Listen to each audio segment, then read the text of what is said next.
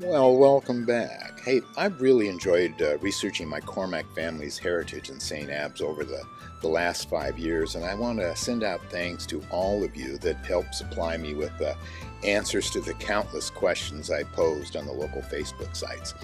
Now, I've added color in these images to help tell the story and to bring them to life, no disrespect intended. Now, the first few photos that I have here are the oldest ones I have been able to find of Coldingham Shore. It wasn't called St Abbs until the addition of the second harbor in 1890. Now, you see the Cormack Ancestral home there in the bottom left-hand side of the screen. Here's another shot. You see the rock house, and up top you see the original harbor that was built in 1832 along with the Thorburn house. Now, you might recognize that. It was used in the Avengers movie when they transformed St Abbs into New Asgard. Now here's a shot. You can see how exposed the rock house was to the North Sea until they built the addition to the harbor. Now this shot right here, I know my grandfather had a copy of this photo as well, and he talked about it back in the 60s.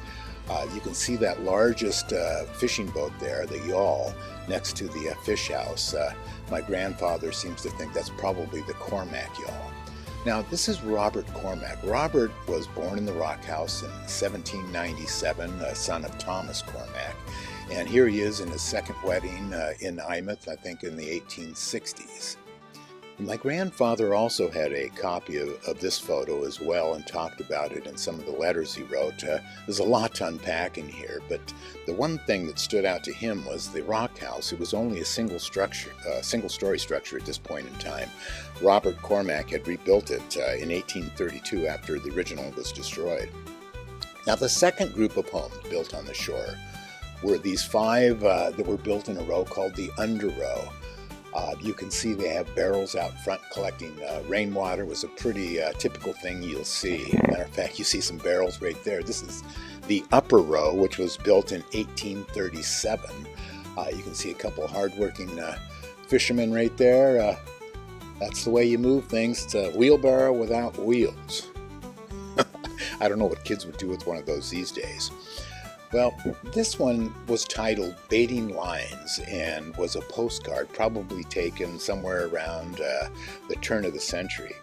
And my grandfather talked about the practice of baiting lines and redding lines. It was normally done by women, and it was not a pleasant job to do.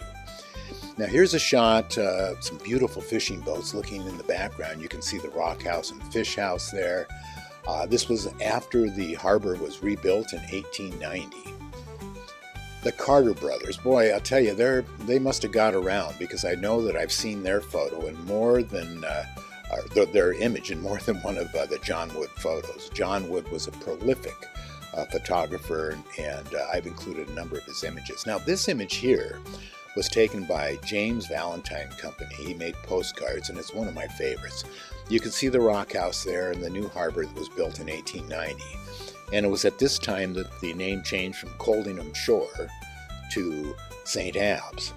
Now this closing shot right here, you see John Wood has captured another day in the life here, a horse and cart traveling up the road. I believe that might be a Cormack family home right there, built as you walked up the Creel Path there.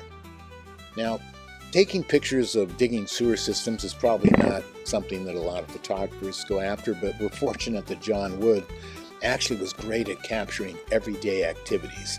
And it was a big deal having a sewage system and getting a water closet added. Now here's a shot by John Wood too. You saw the church on the left, that's the manse, and there's the St Abbs schoolhouse. Thomas Cormack talks about a few of the antics that took place there. And on the far right hand side you see the home of Peter Johnston Cormack, my grandfather's uncle and namesake. Speaking of Thomas Cormack, you can see him, he's second row, third from the left, and of course there's the village schoolmaster, Mr. Gibson. Now, He must have had a heck of a lot of patience after reading some of the stories from Thomas and the pranks they pulled in his class. Now here's a picture of the aerial gazelle. It's in the new harbor that was built in 1890. The aerial gazelle was built in Eyemouth in 1878. Now I see the young lad standing amidships there. It looks almost like my grandfather. He'd be about the right age. You never know. One of the things I noticed in looking at all of these old photos is that almost everybody's got a hat on, young or old, man or woman. These fishermen are certainly no exception. And neither are these four sailors. The second from the left being Rap Gibson, Schoolmaster Gibson's son. He spent 3 years aboard the Arctic Stream hauling coal between Peru and Australia. Now this shot is of Petticoat. My grandfather mentioned after his father died in 1906, he was taken under the wing of his uncle, and they fished for lobster, and they worked out of the wick.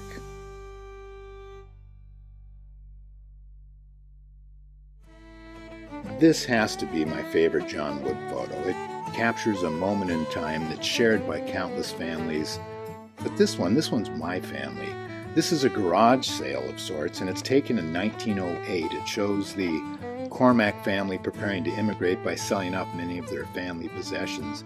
I think if you look carefully there, you can see a coat rack. Now in the back there, that might be my great-grandfather's fishing boat. I know they owned the whole area right there.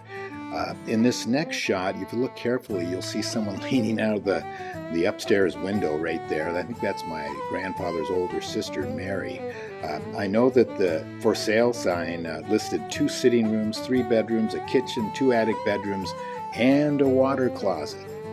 In 1910, my grandfather's family finally immigrated to New Westminster, British Columbia, aboard the HMS Praetorian. In 1914, my grandfather managed to capture this shot of his first inboard boat. It was called the Scotia, and it's on the Fraser River there.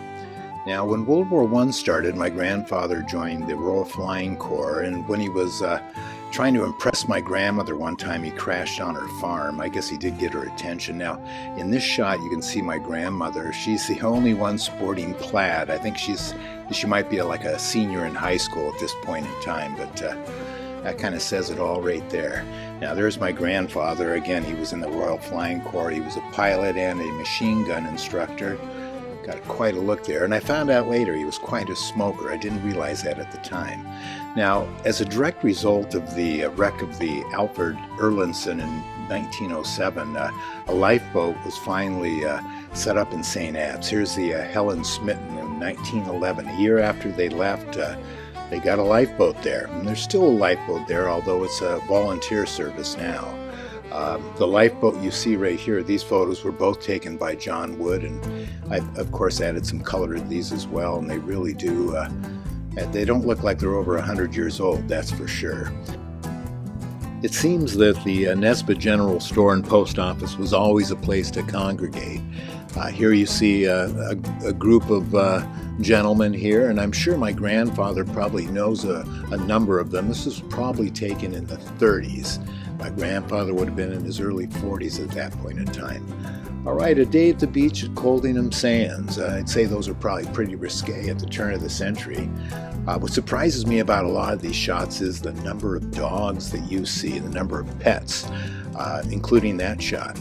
Now here's another shot at Coldingham Sands. I'd say that beach attire has changed quite a bit. And again, they have some very fashionable hats on right there. Hey, where's your hat, kid? Here's a shot taken in Eyemouth in 1907. It shows my grandfather sitting forward, and amidships is his uncle and namesake, Peter Johnston Cormack. They spent quite a bit of time in Eyemouth. It was a much larger harbor than St Abbs. Also in Eyemouth here, this shot was a postcard, I believe. You can see the Guns Green house in the background, but these are fisher wives. They traveled from port to port. They gutted, salted, and packed herring. It was an awful job. It was a really awful job. Now, this is a really cool shot showing a different kind of planking. You see Carvel planking on the left there, and then you have the clinker or the lapstrake style planking on the right-hand side. Beautiful shots and beautiful fishing vessels.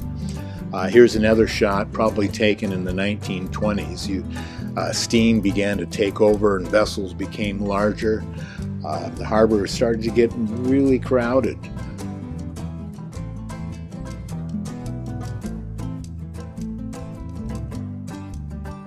The Guns Greenhouse greets every boat that comes into the harbor by design. It was built by John Nesbitt, a self-proclaimed smuggler, and in his case, crime did not pay. He ended up losing the property to bankruptcy.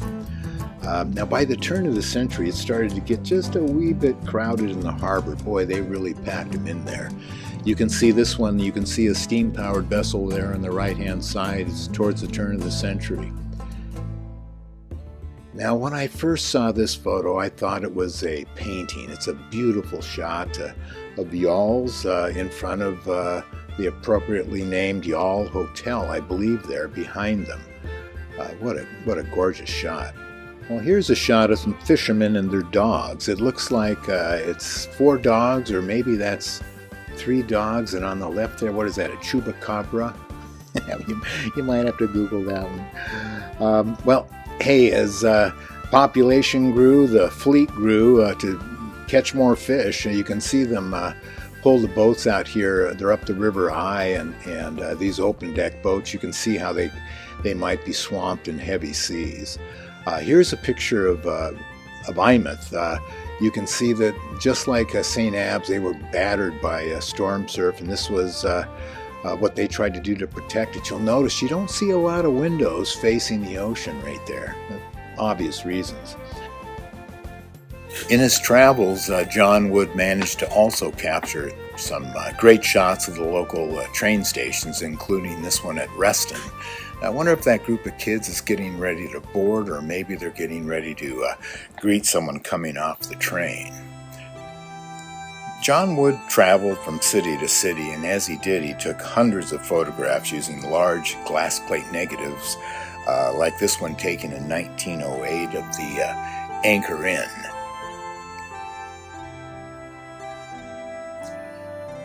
He happened to be in the right place at the right time to capture this shot. This is the Lang family as they're leaving Coldingham. They're beginning their journey as they immigrate to Canada. This was also 1908, just 2 years prior to my own family's immigration. Well, I guess this shot kind of answers the question, how do you get 3 Highland cattle to stand still for a photograph? Well, I guess the answer is you don't.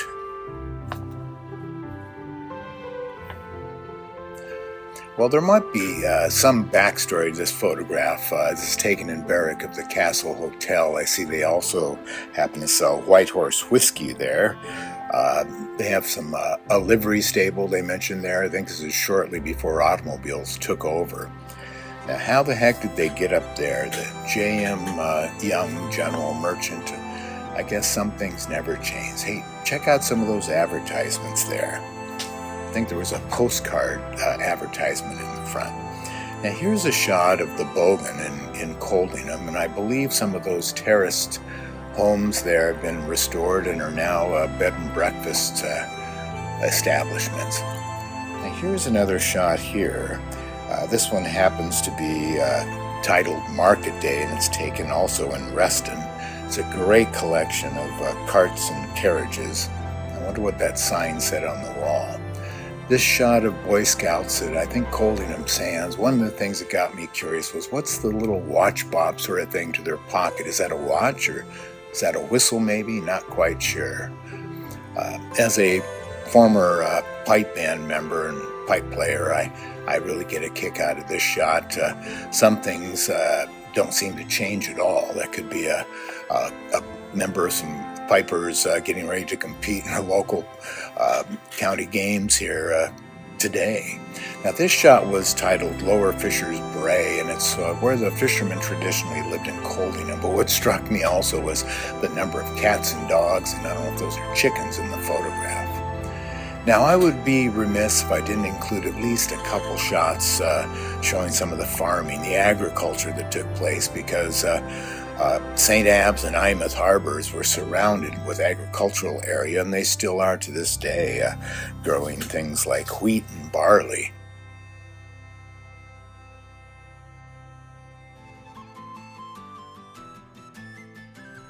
These last two photographs really celebrate the age of sail, something that was soon coming to an end. The first one here taken at Grimsby, and this next one taken at Lowersop, the most easterly town in the British Isles.